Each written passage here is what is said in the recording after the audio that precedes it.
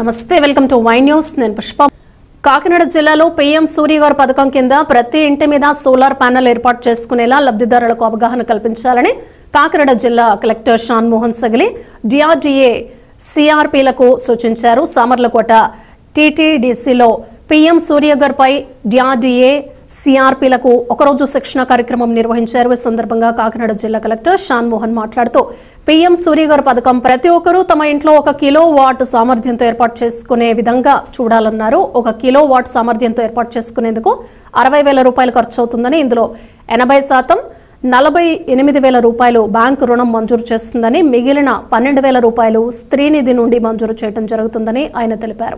సమావేశంలో AP EPDCL superintendent engineer G Prasad, DRDA PD Srinivasarao, విద్యుత్ శాఖ పెద్దాపురం ఈఈ, సిఆర్పీలు, స్వయం సహాయక సంఘాల సభ్యులు తదితరులు పాల్గొన్నారు.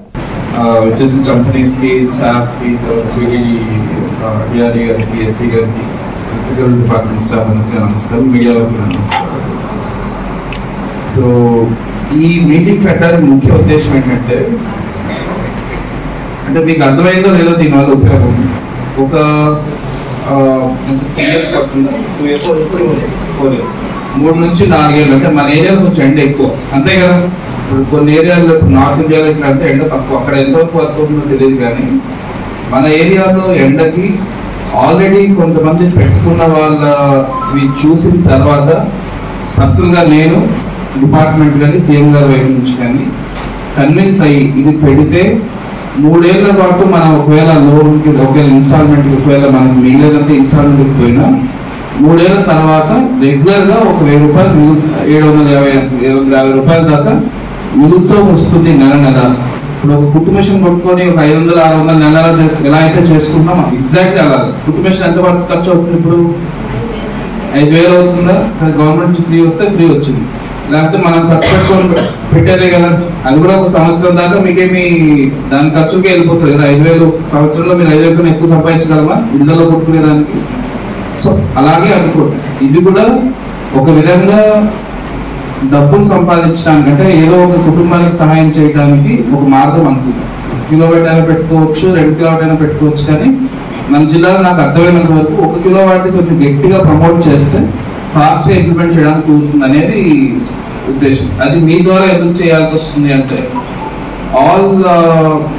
అంటే డిస్ట్రిక్ట్లో ప్రయత్నం చేస్తున్నాము, బట్ మీ ద్వారా చేయడం వల్ల త్వరగా ఆ కుటుంబాలకు అర్థమవుతుంది.